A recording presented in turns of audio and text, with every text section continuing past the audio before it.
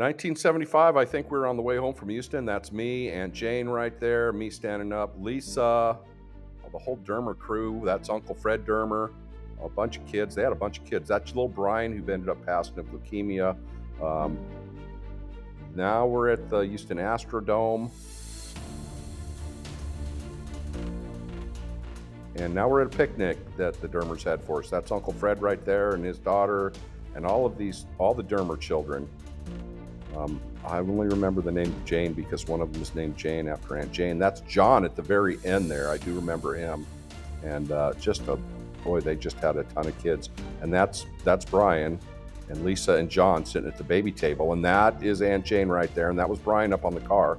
And now we must have drove up to Dallas from Houston because this is the book depository.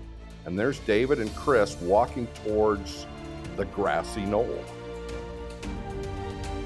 where John Zapruder, I think his name was John Zapruder, taped the Zapruder tape. And there's my father walking back from the grassy knoll, pointing something out. Not sure what he's pointing out right there. There's the book depository building, the window that Lee Harvey Oswald shot JFK from. I believe that's the pedestal right there where Zapruder stood, the camera. The grassy knoll, and there's the book depository building again.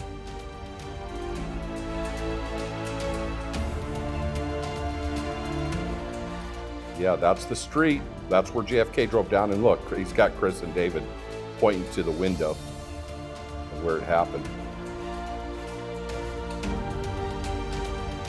Or where Oswald was at, actually. Looks like it's across the street.